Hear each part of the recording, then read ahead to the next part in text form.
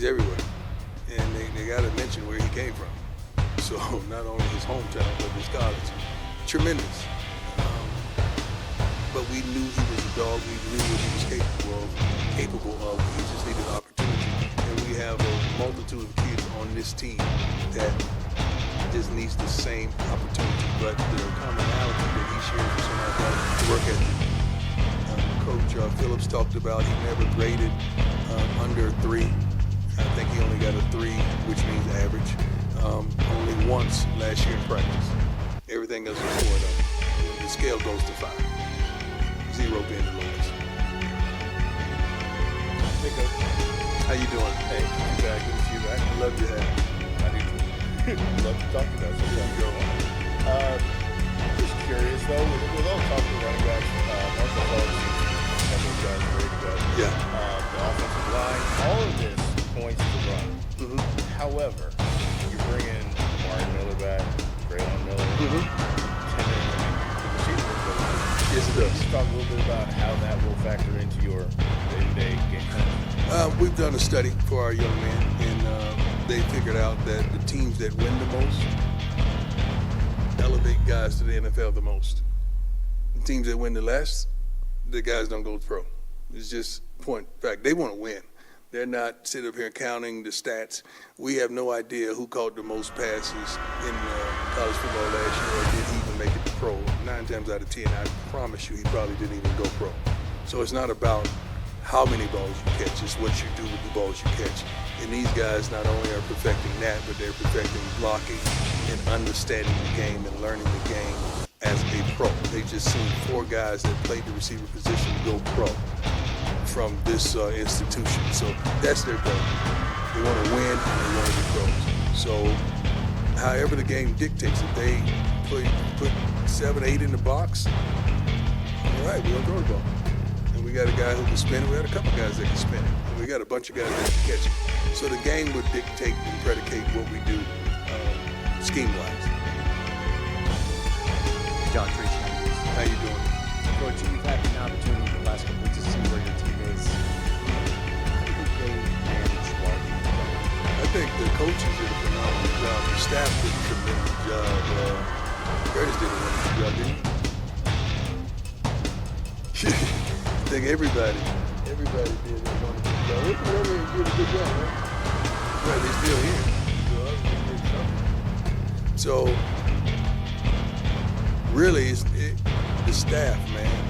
I keep telling you, the Bible says that rod and thy staff, they comfort me. They've given me tremendous comfort. I've never had to call 100 times and check on the house because I felt like the house was going to be okay. That's why you try your best to hire correct, so you don't have to check on the house night and day. They did a good job, especially strength and conditioning with Swayze and his team. They did a phenomenal job. Hey, Coach Tyler King with the Gazette. Yes, sir.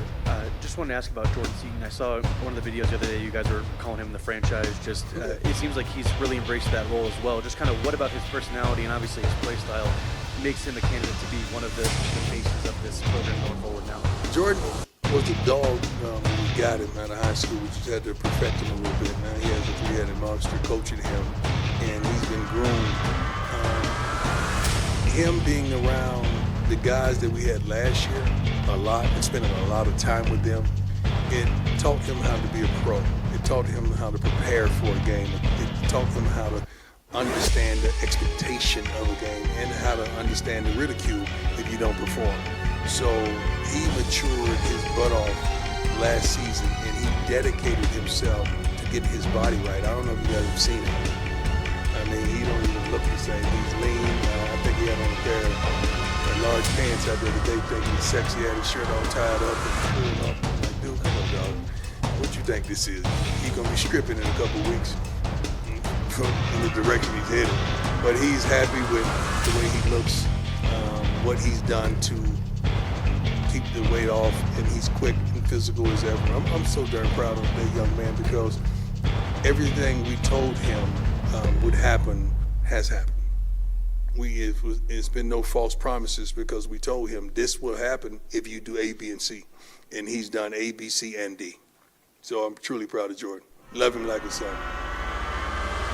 Coach, William Howard, School Above Sports. Regardless of how this quarterback battle turns out this season, what type of benefit do you think it has on Juju's career long term to have a veteran guy like Caden sharing that quarterback room with him and then competing with him every single day? We're not thinking about long term right now. We're thinking about winning right now. So that's the thing. He's an unbelievable human being. He's won a lot.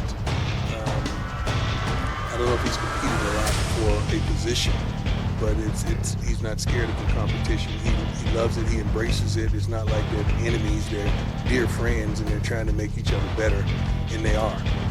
I see leaps and bounds with the tutelage from Coach Leftwich, left and right, and Pat is doing a phenomenal job with them as well. But I love everything about the kid, and he's going to soar. When it's his turn, trust me, you're going to know when he's going to soar. Hey, Coach. How you doing? Good, thank you. Good. What have you seen so far out of Caden, considering this is a huge opportunity for him coming into the big stage and kind of taking the mantle that Shedeur left? Caden is a guy with multiple talent. He can throw the football and he can run the heck out of the football. Sometimes in practice, you don't get a chance to see how good he is because when you run the quarterback, you know we can't hit him. But you can see the burst, the speed, the knowledge of reading the defenses, and then he pulls it and keeps it. The kid is going to cause havoc. I'm just telling you, it's going to be a totally different type of offense from what you've seen us do in the past because, you know, we had a guy that can spin it tremendously. But don't underestimate his throwing ability. We just want him to complete every darn pass he throws in practice and get in a habit of completions. We know he can run. But when he gets that second part down, it's going to be a problem, tremendous problem for all defenses. At Pro Day, I asked you about what your dream for this year would be. You said year one was hope, and year two is expectation. Right. You had a lot going on this summer. Right. But I was wondering if you had any time to reflect on it. No, I haven't. Thank you. No problem. No. I got to answer you. I want to give you a tremendous answer. Give me the core of that question. Okay. Okay, now I got you. Thank you. I'm glad you repeated yourself. I haven't yet sat down and thought about that. It's been a lot going on. I'm sorry, but I have not yet thought about that. But I'll get there. I'm glad you reminded me of that. Thank you. Coach Kyle Newton, Denver Post. Arden Walker came in here last year, had a huge season. What's Hope's expectations for this next year? White is a dog. He's one of our leaders. I'm trying to figure out what is he going to be. He's going to be a dog or a leader, D-O-L, because he's earned that. He grades out of 4 every day, which is above average, and we expect you to have impact in the game. That's what that grade means. You're talking about a good kid, a good human being, a good person, a good man, works his butt off every day in practice, and he's preparing to have a big year. He practices like I'm going to have a big year. So I'm proud of that young man and how far he's come, truly. I don't think he's going to play in spurts. I think he's going to have a level of consistency that you see that he's going to be truly impactful. Hey, Coach Adam Rittenberg with ESPN over here. Good to see you. How you doing, sir? You know, with some of the new players coming in who's left the program, does this at all feel like phase 2 of your tenure, even though it's the 3rd year? And if so, what can we expect? What